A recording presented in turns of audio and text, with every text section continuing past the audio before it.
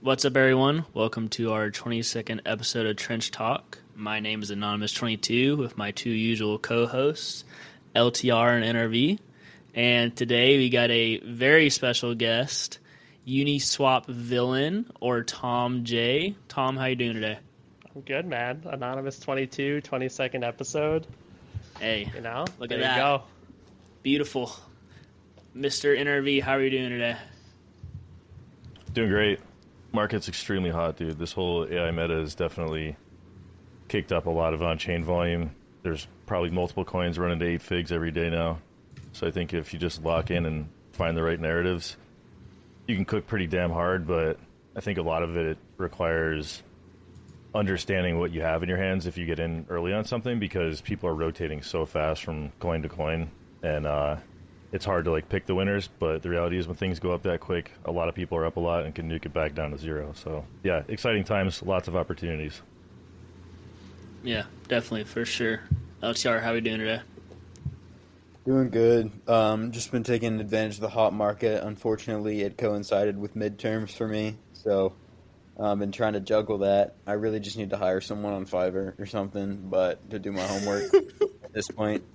It's getting pretty ridiculous.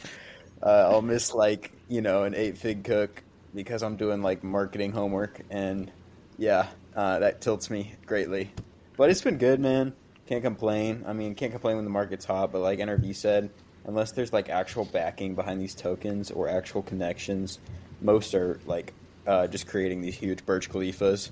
And so it's a great reminder that unless you actually did research and found some good connection, you should be taking profits. I know a lot of people who even in this hot condition are just getting burned because they're buying anything that's AI, and where the money goes, the scammers go as well. So I think we're seeing a lot more AI scams pop up, LARP, especially with the onset of stuff like Cursor AI and Replit. I mean, you can get AI to code for you now too, so these people can spin up fake projects essentially. So you got to be careful.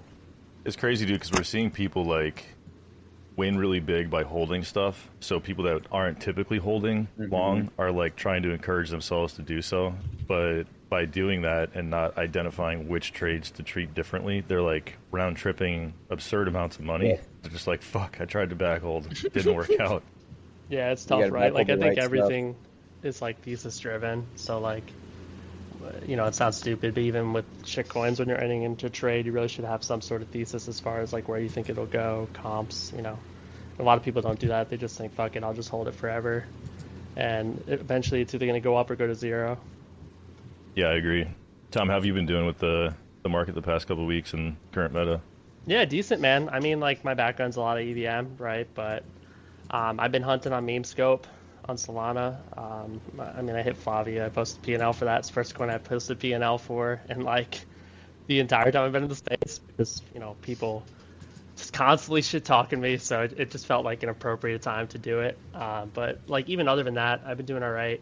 I went down to the Austin F1 during the AI weekend, I'll call it, where literally all those AI coins just absolutely popped up, and that was a little bit unfortunate timing. But I've learned in my time in the space that there's always opportunities. It's fine to, live life and be happy when other people get some wins. Yeah, that's a good point. I actually saw a tweet from LTR today or yesterday where he talked about this likely continuing, but also there's I don't know the exact extent of what you said. It was a simple tweet, but what I took from it was yeah, we're seeing a ton of garbage pop up right now around this AI meta, but it's definitely here to stay in my opinion. But we're going to see some high quality stuff coming, because the people that are just flash launching trash right now are rushing to the plate, have minimal preparation, or they're scrambling to prepare, and we're likely seeing a lot of AI people that are trying to cross over, seeing an opportunity to make money or at least raise awareness to AI in general, or specifically whatever they're building or their research, and they're probably preparing some really dope shit, and it may not even come out for weeks, but yeah, it's probably here to stay. Yeah, that's what I was saying. I was saying basically besides GOAT, which had the Truth of Terminal, A16Z whole story, right? I think people saw GOAT run, saw Truth of Terminal run, and essentially everything that's come out since then, aside from a few things, are essentially just Truth of Terminal clones, right? They're cloud-based LLMs that are now tweeting, and they don't have the same backing or frankly the same tech stack. And so I totally agree with you. I think really a lot of the best is yet to come besides GOAT. And so I think people will get burnt out like on all these rugs, and then they'll miss like the true meat, right? Like if you miss GOAT, obviously that's rough. That's some huge meat of the move. But I think a lot of the dinner is yet to be served. So you got to stay vigilant. Yeah, I mean, for GOAT, I literally had 2 copy trades on for it, and I was off my PC when it came, and both times, for both people who hit it, the copy trades failed. So, and then I was watching it, and I didn't really understand what it was because most people didn't know it was AI for a bit. So I could have got in a little earlier, and then by the time I realized like what the narrative was, I just wasn't too sure, so I never really pulled the trigger. But even for something like that, like an extreme narrative type play, like I'm just happy to see, money go into the space and us to get some volume, and just for it to be like a catalyst to ignite a lot of on-chain volume. Because even if you miss something like that, there's so many opportunities right now, that you can hit. Yeah, I think that's the biggest thing I always say is just, like, I love seeing people win. That just means more opportunities are coming. That's all it is, really. Just more volume coming in. And, like, the Go trade, I mean, it's sat. I don't know how long it sat for, but I remember I was It died going a couple out. times. I think a lot of people that bought early had no idea what they were holding. Yeah. It dropped from 13 to 6 and was sitting at 6 for a hot minute before it really, went up pretty hard. And, the dev very clearly turned off its ability to mention other coins. Yeah, I was going to a music festival, so I was just like, man, I don't want to watch this random coin, and like my buddies are bullish on it, but I don't want to watch this random coin, so I'm just going to sell and just move on. That probably wasn't the smartest I did, but it is what it is. You have fun at the festival though? I did have fun. It was ACL. Dua Lipa was very fun. I had a great time, I will say. Was it worth it? Totally questionable, worth it, but I think it was worth it. I'm sure it's worth it. I think it was worth it. But anyways, Tom, so for people that don't know you, would you be able to kind of give a little short story background on your Web3 journey so far? Yeah, for sure. I mean, so I joined the crypto space back in 2017, so a bit of an OG. Started out doing a lot of like venture capital type stuff, so reviewing like deals for pool groups, because if you're a US person back then, you couldn't get into a lot of his deals unless you were in a pool group, and they didn't really have people to assess deals. So I did a lot of that, built up some capital, and then I got fully rugged to zero, like I'm sure most of us did, by someone I thought was a friend who was trying to leverage trade for me, because I was in the US, couldn't do it. And then I ended up taking about a few months off, coming back into the space, I want to say 2019, got paid to do some work around a white paper, and then used that. It was about $15K to start back up and get where I am. I started out mostly on EVM. So back in the day, everyone just played Ethereum really, and information was very scarce. So I made a group called Eyes DAO with a bunch of people I considered to be the best hunters in the space. I think I was one of the, I think we were the first people to put like eyes in our name and put like an emoji there and identify as like a group and hunt together. That worked really well. We hunted on BSC, ETH, NFTs. What year was that in? Man, this was 2020, 2021, I think. Nice. Was when Eyes was? Yeah, we were like OG. So like we dominated ETH like undeniably for years. But as people, we're in a group together and things become more competitive, PvP happens, right, and people make money, so naturally the group kind of fell apart a little bit, and then I started doing another group with, like, you guys have probably seen, it's Snails, which is just guys I've known for like 2+ years, same kind of thing, just hunting. But I really got my start with finding stuff super early. I found that my edge has always been in research, and it used to be that on Ethereum, people would make contracts and like leave them for a very long time while they developed and like decided to launch. So I would scan every single contract that was deployed on Ethereum every day. Did so for 3 years. I would track everything I saw, every deployer. I had a really advanced understanding, in my opinion, of wallet analysis before anyone really talked about fresh wallets and dormant wallets. I would argue that I probably coined some of those phrases. And it was great, right? as times have changed with Ethereum. Nowadays, a lot of things are just like deployed and go, or things are done in DMs or Insider. So some of my edge in that sense has gone, but it used to be back in the day that literally like every single coin, right? Like, we were buying super early and people just assumed it was because like we were spying on them or had information. But really, like I literally would just sit there, scan on chain for hours on end for, years, right? And nowadays it's, we have Solana. I think you have to adapt. So I've been spending a lot of time understanding how Solana works and really trying to focus a little more on tooling to automate some of the processes that I've done. And then, in addition to those things, I have a really known background as like a botter and a sniper, but I actually never, honestly botted at all until Banana, which is when I first started like experimenting with like the idea of using like a trading bot. I had never used a bot before that point. I was just literally using the Uniswap router to buy coins. So that's kind of a little about me, about my background, kind of where I'm at now. Yeah, no, it's super interesting because when I started, it was nothing but NFTs. That I came from selling shoes, and a lot of people did, yeah, and I think it was just like that collectible world. So like, I joined right when the NFT craze was going on. So like buying like a meme coin was like kind of like that, weird thing I would do maybe like once every 2 months during that time. It was really funny to like see myself progress, from, because I joined the space in August 2021, kind of progressed from there to now. And, I think right when I found out about meme coins, I'm pretty sure one of the first names I heard was you, honestly. I'm sure it was. And you've just been around for a long time, very well respected. So it's been pretty cool to talk to you today, for sure. Yeah, for sure. I think I'm a pretty polarizing figure in the space. It's just kind of a natural thing that happens when, someone has like success early on, and it's really hard, and a lot of people don't have the same skills or knowledge to compete, right? And nowadays, I think the playing field is very even. Like, there's so much information out there. Personally, I've been really forthcoming with information. I've always felt that as like Banana and stuff came, it really made it so that people who are joining the space should have access to these tools and understand how to use them. Because like, yeah, okay, we all need exit liquidity, right? But if an idea is really good, people are going to buy that coin at a higher market cap. And you're seeing that now, like some of these AI coins, like people don't really give a shit if it's like 10 million, they'll still ape in, right?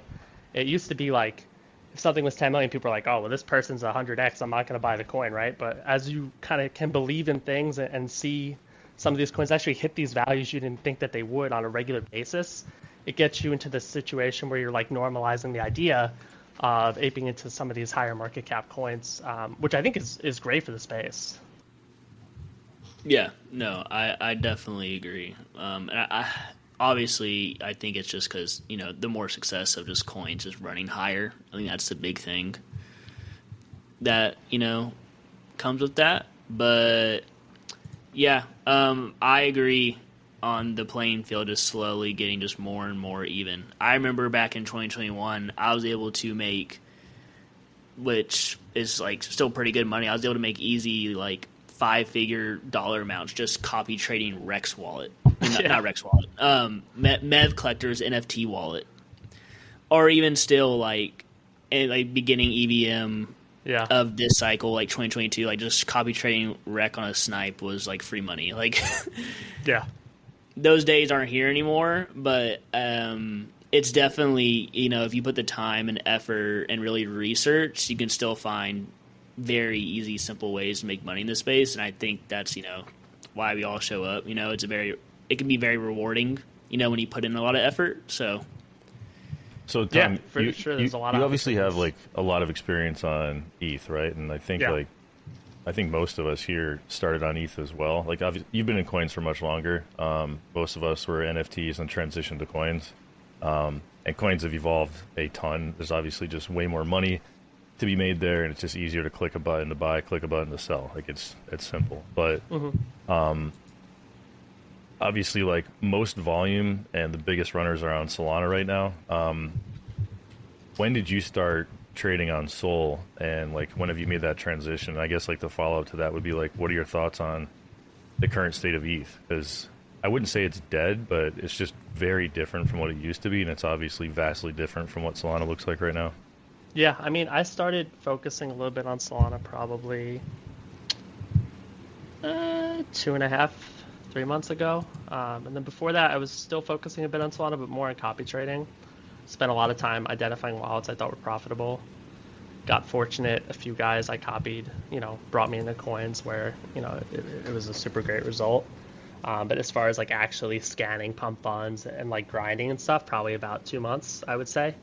I think state of ETH wise, the problem with ETH, I think, is that, it's twofold. The first is that you have somewhat of a centralized figure with Vitalik, even if he's not selling a lot of tokens, selling tokens, dumping memes. You could equate it to like what Brian Armstrong does for Base, right? If Base had a token, I would assume it would be performing about as well as, the Ethereum token is. And I know they have a stock, but that's not really the same. And the other thing with ETH is that, while Solana has people who extract money by selling bundles or doing things that, are not necessarily a net positive for the coin or the space, when you do it on Ethereum, it's much more optically like apparent. So when you're tax farming or when you're dumping bundles, people understand and you can explain it to them. And they're like, well, fuck, that's bad, right? So Ethereum is like a very exploitative chain in that sense because everyone sees all these coins that launch whenever a new like Twitter post comes out. And like they see these people tax farming 30F and the coin's sitting at 200K market cap. And it's like very discouraging when you have the same thing happening over and over again. Like Grok Dev, for example, right, had a great coin. He made Grok. Okay, cool.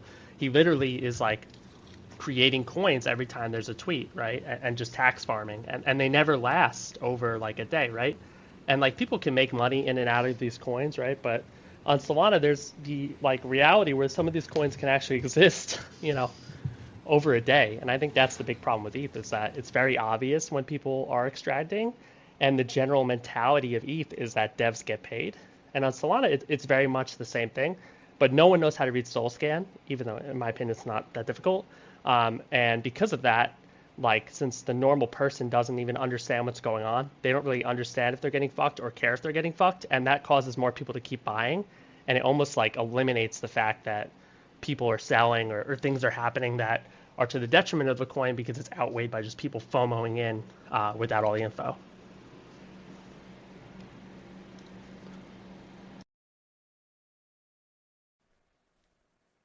Yeah, that makes sense. Looks like we lost Anonymous there for a sec. We could just continue though. Anonymous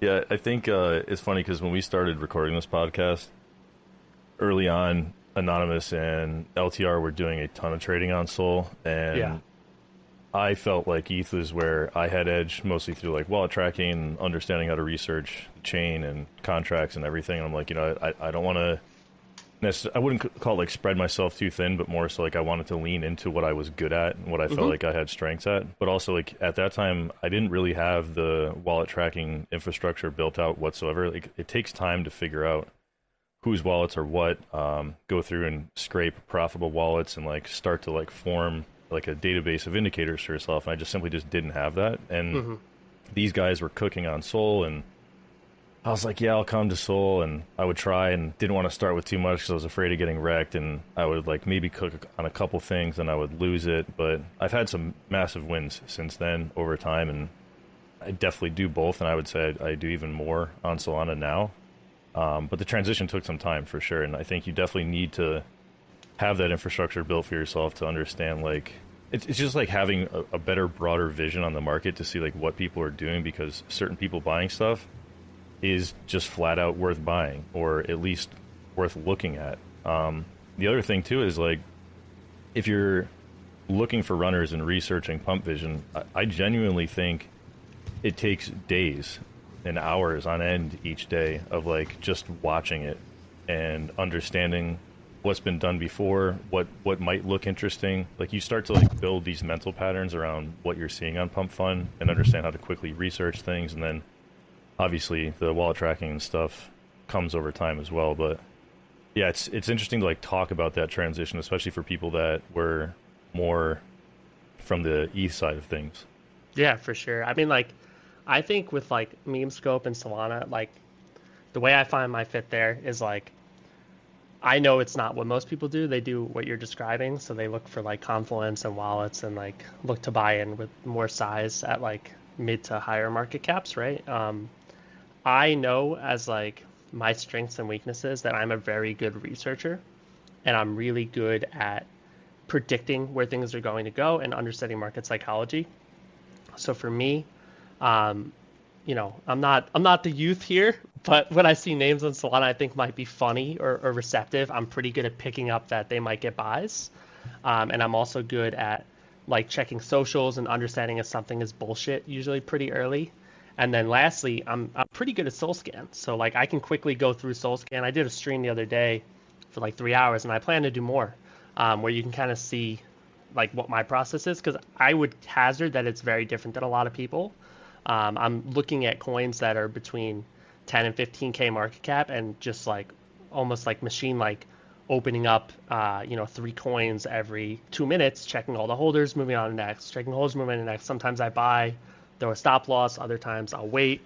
And then on top of that, I'm looking to see stuff that maybe graduated and checking it as it's in that graduation state to see, because you have that little bit of limbo, whether, it might be worth a buy. And then lastly, obviously, I'm doing some sort of wallet tracking, reading Telegram groups and stuff to keep on top of things. I know a lot of Sol guys would argue that ETH is insider and Solana isn't as insider, but I mean, just like being in the space and having access to groups, Solana is just insanely insider. Like almost all the plays that blow up are insider plays. Yeah, they're fake CTOs. A lot of the CTOs have all the same people who are in the groups, even at a smaller scale. All the KOLs, even if they're not paid KOLs, a lot of them, it's very much like if you were in a traditional market and you're like shorting a coin, shorting a stock, you like talk about your short thesis, right? That's very much what a lot of these minor crypto Twitter influencers do in Solana, where they talk about their coins that they're buying, right? And they're not getting paid for it. They're just showing their coin and these microcaps, and they work together as teams to kind of effectively like pump and dump these coins. And it's very common. So when I first joined Solana, I started tracking these people to see like how they acted, and I was like thinking, okay, I can buy some of these things if this guy talks about it, because I saw he was an early caller on this. But then I started connecting dots and realizing like, okay, they're just dumping on me, right? And then I transitioned into like what my current strategy really is. But it took a while for me to understand really how insider like Solana is, even for like huge coins. Like, GOAT is a pretty organic launch, but I will say like it's pretty apparent to me that they did something to stop the bot from creating a PvP when the bot literally mentioned a coin and said it's PvP, right? And I think you were the one comment to say like, come on, Tom, when I posted it. But like realistically, like I'm all for people winning, right? But there's no reason why a coin can't do well and a beta can't do well without like inorganically suppressing, one, right? So even like your penultimate great coins on Solana, I think, have a lot of inside influence, and like people know the teams behind it. Someone always has more information than the other people who are buying. And when you're a market buyer participating in a market like that, you really need to understand that fact and be able to understand like, okay, if I'm entering now, who are these people that are in before me? And like, are they dangerous? Is there people going to come in after me, right? Yeah. You mentioned that you had hit Flavia pretty early. Yeah. I think I saw your P&L thing on that. It looked like it wasn't a large buy. I don't have it up yeah, right I now, spent but 3 Sol. How did you? All my buys are between. How did you go? Like, maybe walk through that one, like, because that one for me, like, first of all, I haven't been like trading too much recently. Sure. I'm like very locked in on GOAT. I'll talk more in detail about that another day, but I have like a large position in it that I've just been kind of focused on. But some people have like shared different coins with me over like the past week, and there's been like a lot of betas to GOAT, whether it be something that was associated with Andy Avery, like Forest, because he had like some direct ties with the devs of that. There's been some interesting like quote unquote beta plays that people have looked at, like Genon and others, but I think a lot of them have just been very short lived, or maybe had like a very sporadic dev associated with it that just didn't work, or maybe had the wrong holders, or was a farm, even if the ticker and the associated AI guy was good. But when I saw Flavia, I was like, okay, this is actually really interesting when you look into like who the dev was. But when you click into the Twitter, you don't really see anything about it, right? Like there isn't like direct indication of like what the fuck it is. Like there wasn't really any tweets about it right away. So I'm curious, like how did that trade work out for you, like being early and understanding that? Because you probably did some type of research to figure out what you had in your hands. You know, one would think that, right? And and you that, didn't. So like if you were to look at like my trading history on that wallet, you would see almost all my buys are between 1 and 3 Solana and sub 15k market cap. Oh, It's so you're just my firing into a strategy. lot of stuff pre-bonding. I mean, I'm very good at avoiding rugs, Right. and I think that's like what my edge is in these lower caps is. Whereas a lot of people might like try this kind of a strategy and find themselves hitting 75% rugs. I think on unusual swaps, my hit rate's like 35% or something like that, which is pretty good for the amount of activity I have. Yeah. But for Flavia, what was interesting to me is, well, firstly, I bought 3 Sol at 8,500 market cap. So I had a lot, right? And I didn't know what it was because when I went into the Twitter, what I do is I buy on Photon and then I go and I check the socials on Photon. So it brought me to the Twitter. It was called Flavia's Online. It had some bullshit like URL in it, right? Not just the Flavia's Online URL, but like the header of the Twitter was kind of weird, and it had like no followers, right? But what was interesting is I checked the deployer wallet, which a lot of people don't do because all the deployers sell, sure, whatever. And the deployer wallet wasn't like buying rugs. It seemed pretty legitimate. I was like, okay, that's kind of interesting. Let me wait and see. Yeah, so and that's then a step most people aren't doing. Right there. Yeah, so I always do that. It's like a habit from Ethereum. I'm very wallet driven and wallet analysis driven. And then my other step is I always check the top 5 holders when I buy a coin. So I did that. I noticed that like in my head, like and now automated, I have like characterizations for how I look at things. And like I didn't consider them to be like rug buyers. So on Solana, you'll notice if you actually spend the time to look at it, that if you look at 10 coins deployed, probably 8 out of 10 of them are going to have buyers in there that are only buying rugs, because the way you make money as a Solana dev, if you're trying to rug a coin, is not really like selling your dev wallet per se. It's more so selling your dev wallet plus having other wallets in the coin that you can sell like with them right before the migration, right? That's what they always do. You'll see it all the time. So like I try and look for those kind of things and avoid them.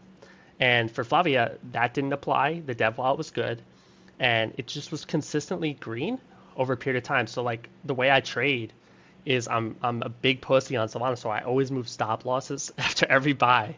So like I just keep moving the stop loss up, and I kept moving it up on Flavia, and it just wasn't hitting my stop loss. And after about the 7th time I moved it up, I was like, you know what, fuck it, this is really weird. So I pulled the stop loss up. This was at about right before it bonded. So I still was kind of sus on it. So you'll see I actually sold right before the bond. I sold for like initial ×2 or something like that. And then it bonded and it started just running up to like 150, 200. And I posted in Phantom Troop. I said, yo, this is like kind of weird. It has weird volume on it. Like I'm not really sure what it is. And I linked the socials. And I still had no idea what the fuck this coin was. Yeah. Like nothing worked. I noticed that the website said Flavia Online has been registered. And I was like, oh, that's interesting, because that means like something's probably coming. And I was like, the volume doesn't make sense here. Why is there volume in this coin? And there's no information on it. The dev is not selling. No one is selling. It just didn't add up. So I was like, this has to be something. It's like, and if you look at my trading history on the coin, you'll see I sold at like various points on the way up, right? I wasn't just like full holding this thing, but I had the luxury of having a pretty sufficient percentage of it. At one point, I think my 3 Sol was worth, man, like $700,000, $800,000, something like that. And I held a lot of it because, as you know now, right? It looks fucking sick. Like it's basically a guy who has sold an AI company and is doxxed and is trying to run an AI project, right? Yeah, and that build looks real sick. time. It looks awesome. Like At the time I it genuinely don't get the What- price action for it. Well, like, I think so. Just for context for people listening, Sure, yeah. like while we're recording this, like Flavia has absolutely like completely fallen like off a cliff from its highs. oh yeah, If I had to guess, and I barely did research into this, but I looked at the Twitter. It looks like people are like reacting to the just like whatever's been posting today. It's just like AI generated art images, and yeah, I understand why people would view that as bearish. And I think this kind of goes back to like what we were talking about earlier with what LTR had spoken about, like the best stuff is probably still yet to come. I think that guy is extremely credible, and that's what's really interesting about it with his background and his success, his money, blah, blah, blah. Like, it's actually insane. Like, I think it's incredible in that regard. But nuts, I think what's happening is he likely rushed to market, and he's, like, building shit in real time, and it doesn't really look that good right now, and people are reacting to that. Like, maybe it becomes something amazing in the future, but people are reacting to what they see right now. And I think he's just building and developing in real time and just didn't have everything ready to go to market with. Yeah, I mean, I agree with that. Go ahead. I also think that it's just, especially today, and there's a lot of coins. It's just kind of been like rotate out of certain AI coin day. Like, there's a lot of charts that look like Flavia today. Like, it's just been a really, really bad day today. And I don't know. It was one of those ones where I think, like, it was good enough to kind of run, but at the end of the day, it was just, sadly, just another derivative. At the end. I think. Go ahead.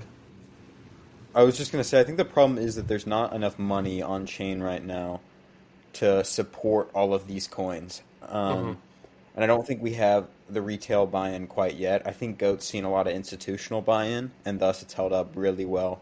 Because a lot of VCs, a lot of top Binance traders, like that top Binance trader that bought 4%, which is absolutely wild. He spent like 30 mil or whatever it was. But I think a lot of these coins, is even if the fundamentals are good, even if the backing is good, the average shitcoiner on Solana is just like a 1 second attention span. So, even if the coin's going up, even like they just want to buy new stuff. And I think until we see some retail that can really hold these coins up, I think it's going to be a bloodbath. Yeah, frankly. I think I agree with that. I think the guy for Flavia is incredibly reputable, like NRB said. But I think, people don't have patience for in my time in the space, whenever there's a project that's super serious and the team is like a serious team and they look like they're actually building something and they take time to do it, the price action will always reflect that, right? And this guy's clearly testing and doing shit real time on Twitter, right? But as far as I can tell, he's done all the right steps, like, with price stuff. It's also, he's talking about lawyers and market makers and shit like that. Like, degens don't give a fuck about that, right? So that also hurts the price action. From my point of view, like, I am very susceptible to things like this, where I just see it being like this big thing, and I like backing people I think are like, really like established people. Yeah, me right? too. So I'm comfortable round tripping shit like this all the time, right? And that's also why, like, in the past I've advised some stuff. That's why I always get fucked on that kind of stuff, because I'm a little naive when it comes to that, and like looking at people and just thinking like, okay, this person is this, he can build this big thing, and oftentimes, that person doesn't do what you think they will, or the price action or the market reception of it is, not what you would expect it to be, right? But like Flavia, for me, like I booked enough on it anyway that I'm comfortable just chilling, and hopefully, it goes up, because I genuinely thought it was going to go from like 60 to 100 million, but their Twitter went down, and then I forget what he did. He stopped tweeting or something. Why isn't the founder of that coin following himself on the Twitter account? He follows one account. He follows PlayStation. I remember I saw that when it came out, too. In my opinion, there's too much friction in having people research what the fuck it is. Like, you should follow yourself, because anybody that's seeing it for the first time could just click who it's following. Yeah. Or, like, say something about yourself when they come to the Twitter page, so they can figure out what this is. Like, once you see who the founder is, I mean, that's the bulk of the story. That's the main reason to buy, right? Figure out who the guy did a 5-minute video. There's no right, indicator of that on the coin page at all. Yeah, no, there's not at all. I mean, does GOAT have an indicator? I mean, I guess you could look at the history of GOAT and understand it, but like when GOAT came out, people thought it was a person, right? So like, I would say that the stuff Flavia is tweeting is, I mean, it's not tweeting about queefing and shit, right? But it's just like tweeting random pictures, and just like random thoughts. Like it seems a little weird how they're doing it. I thought that his video he did, for sure. I thought his video he did was like incredibly bullish. Like he literally recorded a 5-minute video with himself. What's his name again? Like for people that want to find it. That's a great question. Let's see. Because like I'm clicking around right now and I'm just like, it's too hard you have to find this guy. I gotta like search the ticker and figure it out. Yeah, it's Trevor with the upside down smiley face, and his @ is what.cd.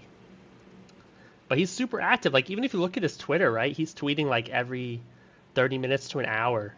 Like this guy is like on it. So he's someone I'd be okay with betting if he's telling me he's working on a new AI project and it's a meme coin on Solana and he's previously exited at 100 million plus.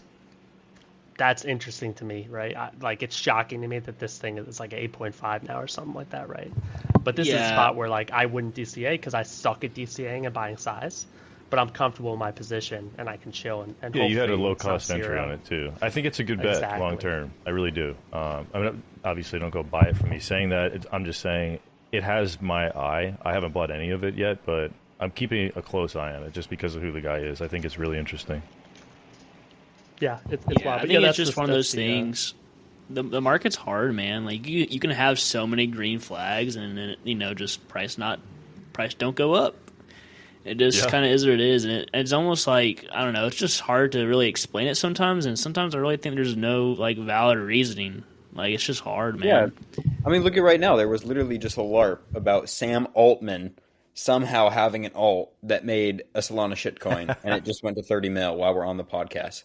Like a dude who raised $7 billion or something would make a Solana shitcoin and PvP people. Like, yeah, I don't know. It's totally like Solana is just so crazy. Like I feel like the fundamentals were a lot better on ETH, whereas like something like Morphwave or something like any of those, you could really research that. You could look into the team, and because of attention spans on ETH and liquidity pools and just the way it worked, I don't know, you could essentially bet on teams more, whereas I feel like Solana, yes, there is that to an extent, but ultimately Solana is really just attention and speculation at the core, and I don't see that changing.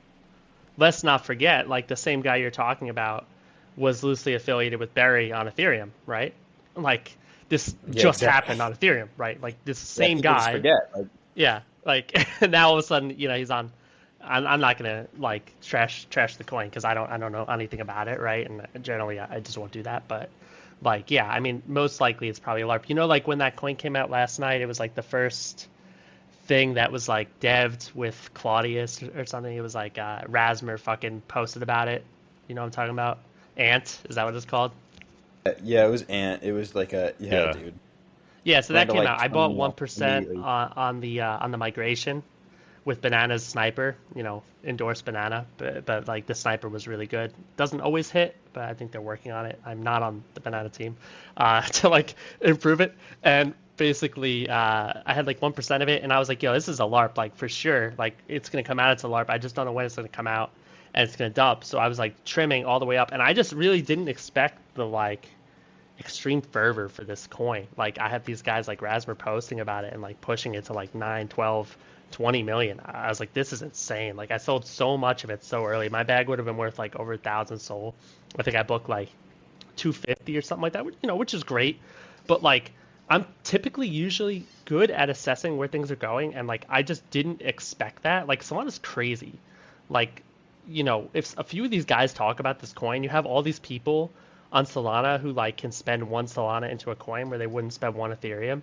And it really adds up and creates like a lot of volume, especially with these DCA bots and stuff like this. These things can really, really run really fast. Yeah, it is so hard. I think we talk about it every single week. Selling is just the hardest thing ever. You never know where something is going. I think today was like the most exceptional, like, what's the word? It was so obvious how hard selling was today. I think this GP2 token ran from like 2 to 4 mil range to 30 mil for like an hour, and now it's back down to 4. Like this is like it's just been super obnoxious today. Well, I think what we have to remember is that it's 4 million. Yeah, it's 4 million. Are you kidding me? Yeah, the dev just tweeted. The dev just insane. tweeted. He's like. He says you guys are. It was like, let me find the tweet. It's hilarious. Oh yeah, I don't have any coins. That is fucking nuts. About AI. Go away, dorks. Yeah, so we farmed everyone. Oh my God. God. He definitely knew what he was doing. Bro, Falk shared that in my group really early, and Peyote, who a lot of people maybe know is like a big pep holder. He doesn't sell things. He was on his farm. He's a farmer on his tractor, and he bought it. He must have round tripped it from like 200K to 40 million. Yo, he's gonna come inside after like doing whatever he does and look at his bags and just be like, "The fuck happened?" Like he just missed. Like that's an insane swing. Wasn't Scooter or Jing Tao hosting a space with this guy like Yeah, an we're not hour going to ago? talk about that. Jesus, that's crazy, I'm bro. not going to go into that right now. Like, yeah. I mean, Yo, I don't want to be that is guy. absolutely nuts, honestly. I don't wanna be that guy, but we have good entries on, guys. Like, Bro, I'm not trying to be that's that guy, but, honestly a wild swing. I would not have expected that. Sam Altman's not making a shitter. Okay, that's just an end of story. I don't know. Trevor, Solana DGens like genuinely believed he was like, and that is so wild to me. Like, how? I mean, I guess it's a little different just because I don't even know, but there are genuinely people in my chats that were like, "There's no way this isn't real." He follows his old account. Like, I just watched Sam people go Altman through definitely this. Like, connected. I just watched people go through this like a few days ago. I can't remember like the exact thing that happened, but like this guy, the strawberry guy that they're referring to, he was like saying something about GOAT, or like he was interacting with like one of the accounts or something, and people were like, "Bro, that's fucking Sam Altman," and like a lot of people started believing it, and then other people were like, "You're an idiot if you think that's Sam Altman." So like I had already gone through all this like 3 or 4 days ago.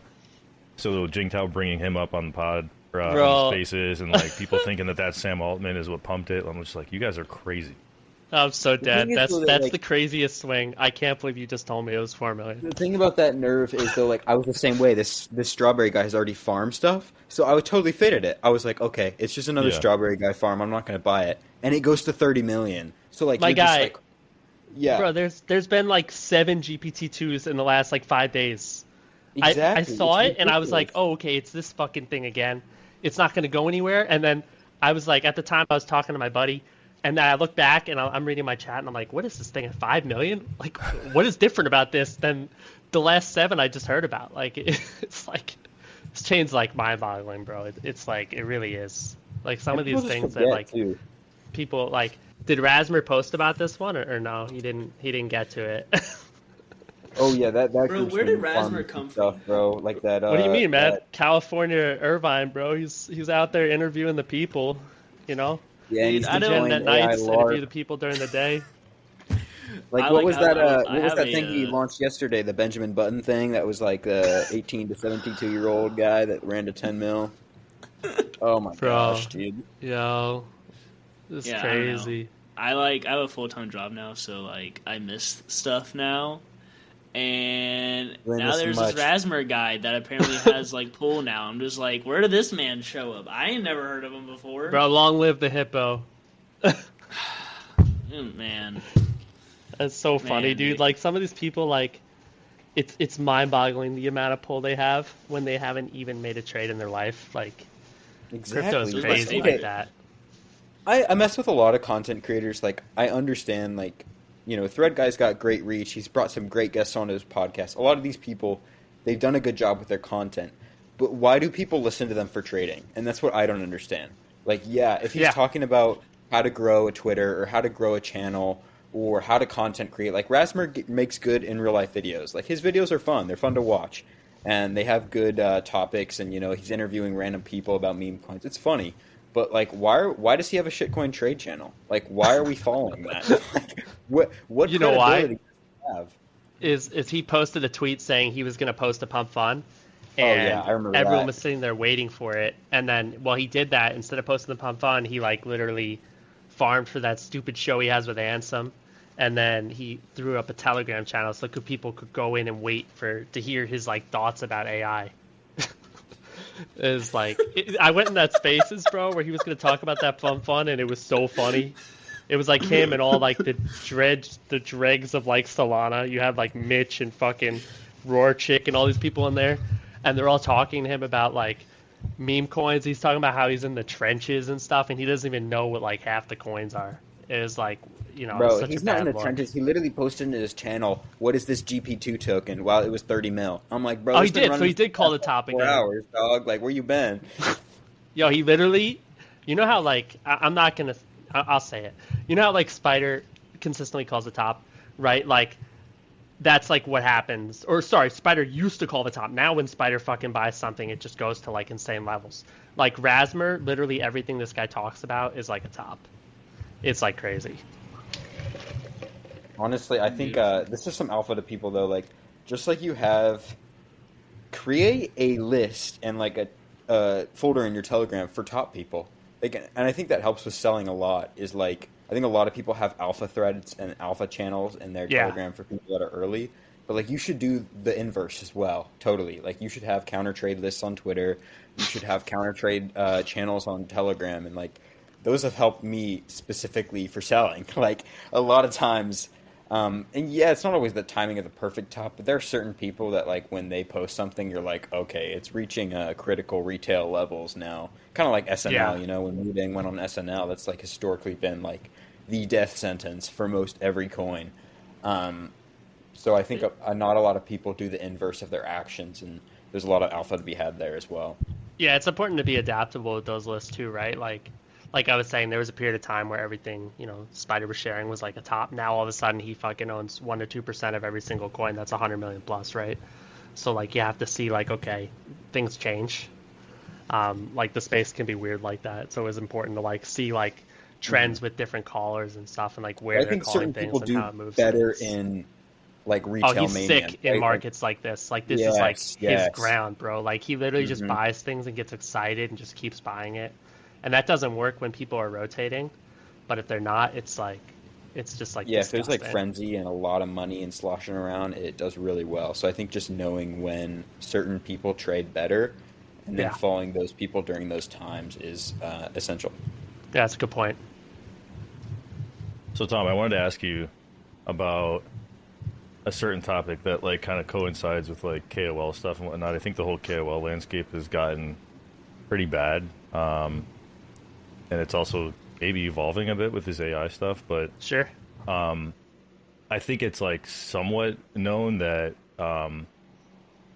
you had gotten like some heat, right, for KOL related launches or like the way that different coins went that you were like a little bit of heat, associated with. I think we should like at least talk about it a little bit. We don't have to. Oh, bro, I would love to talk about it. So I think with your following as a person in the space, like you mentioned earlier, like you're pretty polarizing, blah blah blah. Like there's been some very hyped launches that you've been associated with that people have given you absurd levels of smoke for. I'm just curious, like how it got to that level, and like if you just want to like dump some thoughts about.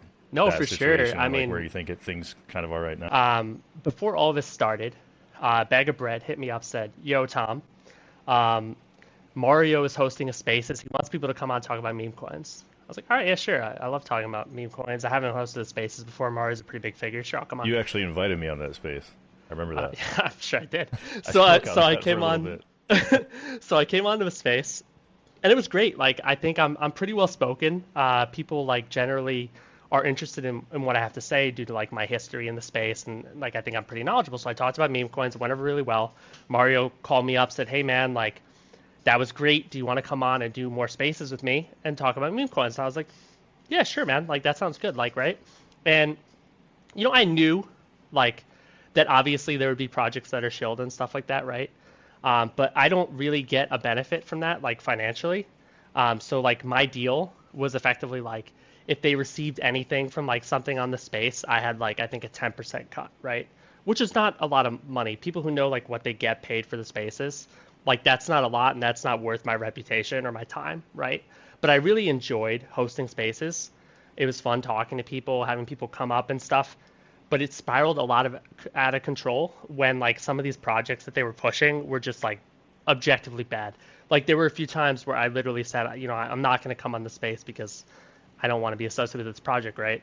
And that's like why I ended up stepping away and not doing the spaces, and why I think what you guys are doing with this podcast is super interesting, because the reason I did the space in the first place was I wanted to help people learn and promote knowledge. And I did a lot of that. People were opening DMs with me, thanking me for like sharing information and teaching them and stuff like that. But those same people also obviously are going to hear me talk about a project, and even if I'm shit talking it or providing like warnings, right, I'm still talking about it. And I'm directly like kind of endorsing it or like saying, supporting it, right? And it might not be a great project. So I had to step away. But then even separate of that stuff with Mario, I made some really bad character judgments as far as like advising projects. I didn't really understand. Like I knew what my reach was, right? And I wanted to use my knowledge and my network to help good founders build something really nice that would work. And with Peaches, like the guy, that was the first one I did. They wanted to do a meme coin raise, which objectively is a terrible idea. But the Peaches founder, one of the guys there I had known for years in the space. He was like a big time sniper. I'd known him for like 4+ years. And he introduced me to some of the other guys on Peaches, and it all seemed cool. Like, whatever, you want to make a coin about Dave Portnoy and his dog, have a blast, right? I figured it would do pretty well. I told them exactly how I would do tokenomics, like set up the private sale this way, this is what you should do.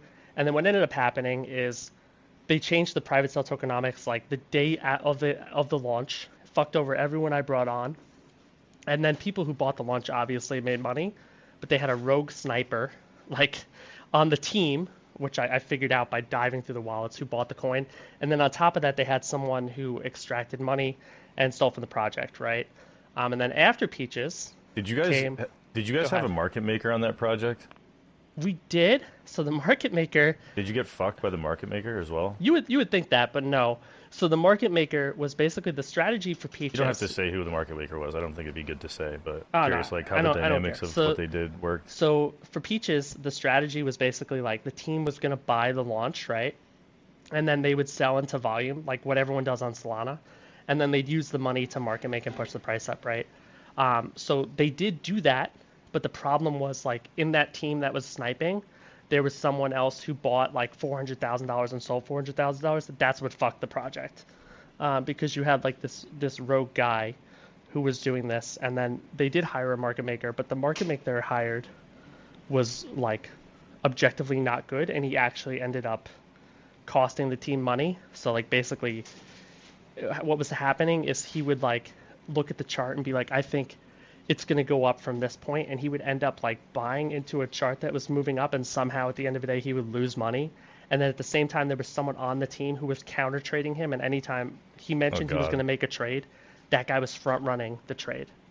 It was really bad. Like and like the whole time I was trying to like help them and hop on calls like every single night, and like fix the situations. But it was something where, it was just not repairable, right? And it was just really shitty. And I was like, okay, that was terrible. Let's try it again. So I tried. I think, was it AIGPU that came after? AIGPU? Yeah, so AIGPU was another one. I knew the founders because I met them in person in Miami. And they're super connected, and they're really experts in the GPU space. And, like, this project is not very different than, like, Morphware or some of these other AI projects, but where they messed up is I didn't know the whole team, and ironically enough, there were people on the team who were on Peach's team, and those same people did the same thing to AIGPU. Yeah. So they stole money from the team, and the team wasn't aware it was happening. So like they did some tax farming, but like AIGPU, if you look at it, the launch wasn't objectively, it wasn't great, okay? But like it wasn't like an insider launch. What ended up happening is like I spent like 3 weeks or so with the dev and the team trying to design a method that made it so you couldn't bot or snipe the launch. And we did that basically through like a captcha method, right? But for that to work, as you guys know, you need to post the contract. And the guy who's supposed to post the contract for AIGPU, the team member, that was his only job, didn't post the contract. So what ended up happening is I shared it in groups once I got the okay, but since it wasn't posted in like the actual telegrams for even the KOLs, like no one knew to buy, and all the people who bought were like snipers. So if you look, it's not like the people who bought that coin early were not insiders, they were snipers, and they're all copy traded. So it caused this massive candle, and all the KOLs were like, what the fuck, like this thing is at like 30 million. Yeah, that's not how it should play out. Right? And then, people dumped it and so on and so forth. And also they had massive KOL allocation bags. So that was AIGPU, which, for what it's worth, is not dead. Like, they're working on, like, a V2. And all these projects, like, I still talk to them. Peaches, I don't, because Peaches, like, they went into a V2. They tried to do all this stuff. Like, it's just a stupid idea. Like, no one gives a fuck about Dave Portnoy's dog. and like it's just not going to work, right? But AIGPU, they're trying to do a V2. I talk to them, I try and like keep on top of them, right? And then the third one is Meta Royale, and Meta Royale I think is fine. Meta Royale like is still cooking. They have a full game that they're releasing, but like, I think the chart for that is pretty terrible. That one is mostly because they came out like right after the war at a time when no one cared about utility, and they're on Ethereum, which no one was really caring about at the time. But like you'll see, Meta Royale is going to release like a full game. Like they're building everything they said they were going to build. They have all the funds that like were from the raise used to like buy the coin back. They have some of them sitting in like a hedge fund that they run themselves, so they can like pay developers in perpetuity. They're going to have a partnership with Immutable X. Like they're doing all sorts of shit, right? So I'm curious, like where your head and feelings are at, like after having gone through some of those specific situations. Because like, I mean, dude, like from the outside looking in, I think you're an incredible trader.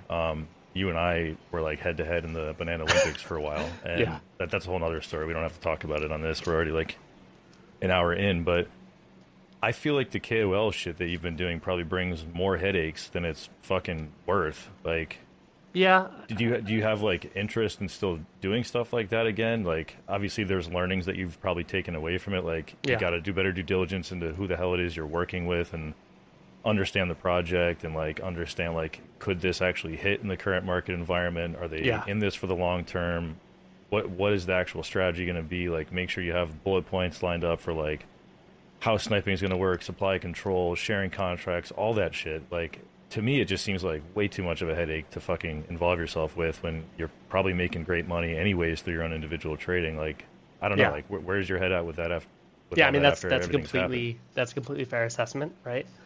I think the KOL stuff I've done hasn't been so bad. What's bad was the advisory stuff. And, I think it's also worth noting that, like, for any of those projects I just mentioned, I didn't make money. In fact, on AirGPU, I spent 45 ETH to try and push the project up because I genuinely thought it was very good. I met them in person. So, like, my end goal with those things was, like, I thought they would run to, like, big numbers, and I would be able to, like, sell on centralized exchanges and take my advisor tokens. I always ask for vesting, like when this thing was massively successful. And even with KOL deals, I never sell anything unless like the project is at a profitable state. I always disclose I'm a KOL. You'll notice every single time. I think I'm in the extreme minority there. I've never deleted a tweet. I never bow down from like having a conversation with someone about like a thing they think I might have done wrong, or like, criticism. Like, I'm always open to that. I try and be super transparent. To your point about like the cost benefit of KOLing. So I think like if I have better selection and I'm picking projects that are strong, I can easily balance mixing in KOL deals with, buying and selling coins. I do think that KOLs are somewhat of a necessary evil in the space, because unfortunately, a lot of people need to be told that something is good before they buy the coin, and a lot of projects that just don't have that recognition won't get it unless someone comes in and gives it to them, right? Like, a great example, right, would be, and this is not a shill, but like that Frago project that's on Solana, right? It's like some AI thing, right? The guy's like on Spaces talking for a while. He's got a full white paper. It's like pretty well done. A lot of work went into it. And like I was looking at it because I was away. I came back. It was at 200K. I was like, how is this thing at 200K? Like, this doesn't make sense to me. And the reason was because like literally no one talked about it, right? So like if someone isn't talking about a lot of these projects, like I just think they won't get the exposure. I think the way KOLing works, where you're getting these huge bags and a lot of the guys who are getting them are not traders, is unideal for like a lot of longevity, a lot of these projects, right? Yeah, I agree. But, as silly as it's, I'm not going to like turn down the ability to like receive tokens for things that I would otherwise already buy. If I think that sharing them will go up in value. Anything I share, I'm thinking it's going to go at least 2-3x. Like if it's not doing that, I've done a bad job, right? Like Morty, right? Which, Morty was a crazy thing, right? Like I didn't have to come out and talk about like Morty and stuff. Did you KOL for that coin? Yeah, so Morty is like a few of my friends who are like botters in the space for a really long time. They launched a meme coin called Morty, and it was made by a botter named Morty, who's like an NFT botter, right? It has a big following.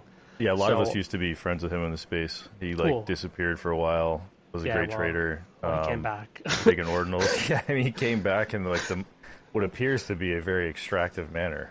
Yeah, so Crazy stuff, dude. Pugnator, and another one of my good friends, like, were launching this coin. They were working on it for like a month plus, talking about how they could get KOLs in, what they could do to make sure it had longevity, and they were super bullish on it. And the guys doing it are all like, what I thought to be profitable traders and stuff.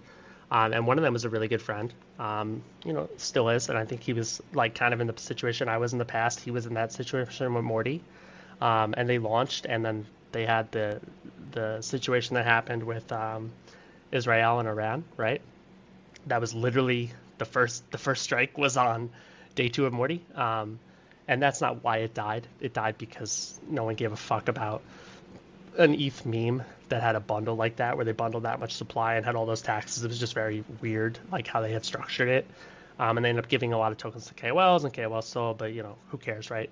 But basically, because I knew these guys for so long, I was talking to them. I was like, hey, like, are you guys going to buy back these taxes? And I, stupidly, just like I said, I can be a little naive. I talked about how they were going to buy back the taxes for sure, and like they were going to make sure they put it all back in the chart, because they literally told me this. Like, I talked to them. I've known these guys for 4 or 5 years. Think about, like, you have a friend who you've known for a very long time, and like they have money and they're making a coin because they want to like join like the meme coin stuff, or their friends making a coin. They're telling you they're going to do these things, right? And you've literally sent this person millions of dollars. They've sent it back to you, right? Like, you don't expect that this is the outcome, right? So I felt like I needed to like almost main character it and talk about like what went wrong. When I'm not the only KOL on Morty, there was like tons of KOLs. I wasn't an advisor. I was just a random KOL on the coin. I lost 80 ETH on it buying it, like, but I'm okay like eating that bullet because I made the decision to broadcast that they were going to buy back those taxes and like fix that token, right? Yeah. And I'm fine owning that, right? But I think like at least you own it, dude. A lot of other KOLs involved with stuff like that won't say a word.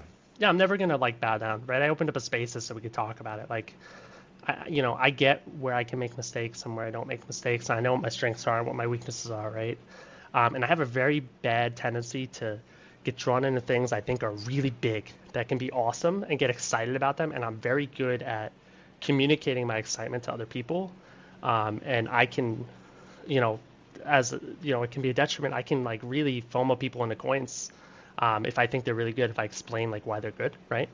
Because, I think my thesis and why I'm looking at the coin means that it's good, right? But I might not know a certain part of it, and then it just looks terrible, right? So like what I need to do to get better is to like pick things that I think will at least have some longevity to them, or better communicate like that you need to take profits or or sell out, right? And if you look at my Telegram channel, that's what I do. I usually say like, hey, like make sure you take profits and stuff. I've literally refunded 2 coins in the last like, I don't know, month and a half or something that I called. I didn't have to, but like I called some shitcoin on Solana. If you remember, it was the Marud AI. They like made an AI to talk about Marad, and I just thought it was fucking awesome. And I was like, this is gonna moon. So I called it. No information. I wasn't a KOL or anything like that. And like everyone like aped in and stuff. And then the guys sold all the bundles. I didn't have time to check into it, and I was like, I probably shouldn't have called that. So I refunded everyone who bought it, right? Like, I mean, at least that, you're being transparent and like learning in real time and doing things that other people wouldn't, Yeah, like I don't think I'm gonna stop doing KOL stuff, but I don't think I'm ever gonna do a paid raise again. Like for those paid raises, like those 3 projects I mentioned, I will never do that again. Where I'm an advisor and I'm helping raise capital for a project. It's just like not worth it to me. No, that's it's good. A huge time suck. It's bad for my rep. It sounds like you're learning and evolving along the way. The upside is so low Tom, too. We're a little over an hour here, so I want to like wrap up pretty soon. But I know that we talked ahead of time about like a couple things that we wanted to cover. I know there's like a specific project that you've been talking about. I think that there is some value in it. I tried to see if I had any benefits that could come out of it, but I think it's called Dustbin. So if you want to talk about that a little bit, and then we can wrap up. Yeah, sure. I'll run through a few things real quick. So sure. About a year ago, I had some friends who are devs. They're older, in their 40s, they have families. They built something called Accountant at my request that basically allows you to look at the balance of coins you have in your wallet, find if you have coins in any of your wallets, and like identify them, right? and it didn't really get as much use as I would have thought, even though I use it daily and a lot of my friends use it daily. These same devs have built something I think is much more useful and everyone should use called Dustbin. A lot of us have a ton of coins on Ethereum when you're trading with 5+ wallets, and there's no way to really easily sell them aside from like individually going through them and selling them on like bots or selling them on the UI, right? Dustbin basically will look at your wallet, identify any coin, tell you if it's a honeypot or not, and only show you the coins that are sellable and allow you to sell all of them in one location. You don't have to sign, meaning that it's fully safe. The only thing you do is approve the actual ERC20 token, which has no risk whatsoever. It's not linked to your Telegram, so people have like weird theories that I spy and shit. Like, I can't see anything. Like, there's no link to you. So basically, all you have to do is approve the token. You could sell all in one location. The ETH goes directly to you. They take a 7.5% fee on tokens that you wouldn't have otherwise even sold. And then there's a sick referral system where, like, if I refer LTR and LTR sells his dust, I get ETH directly to my wallet without having to claim it. It's just a really, really cool product. They're going to expand to other chains, and I'm really trying to help them scale it. Transparency-wise, like, I'm helping them. Like, I'm like a partner with them. I have like a referral deal with them, right? But this is a thing where like these guys don't trade a lot, and they're great devs, and they consistently build things for me, and I really want to return value back to them for a product that I think everyone should use. So that's Dustbin. I think it's a great idea, great product idea, and we'll definitely share it. Just do you have stuff already out for it? Like, yeah, bro. I'm not sure social wise. I know the website, but there's a website, there's a Gitbook, there's a Telegram, and there's a Twitter. Awesome. Yeah, we'll definitely share anything. But we've kind of ran over the time, but I just wanted to say just thank you for coming on today. It was really, really a great time getting to talk to you and getting to meet you. Yeah, for sure. Quick shout out. I think everyone should also use unusual swaps. NRV mentioned earlier in the call about having to scan on chain and find wallets, and it can be difficult. Unusual swaps lets you look through the entire chain, set up parameters, and find specific wallets in like minutes, and it's very cheap. I think he charges like 3 SOL every 3 months or something like that. The guy's an absolute beast, and he's super customizable if you DM him. Yeah, that's awesome. We'll actually include links below the pod on Twitter. Like, we'll probably post the episode, and then underneath we can include like a link for Dustbin and unusual swaps if you want. Yeah, or your Telegram good, channel, man. like whatever you want. We can include it there. So anybody that's listening, you could find links there. Yeah, cool. Yeah, appreciate you guys having me on. Of course, I went over. Yeah. I'm very talkative. No, dude, that was great. I think it was really informative. Yeah, Thanks for coming on, brother. All right, guys. Yeah, thanks for Sounds coming good. on, man. Appreciate Good you to hear having from me. you. Yeah, for sure. Alrighty, I'm gonna go ahead and wrap it up. Thank y'all so much for listening. Peace. Peace.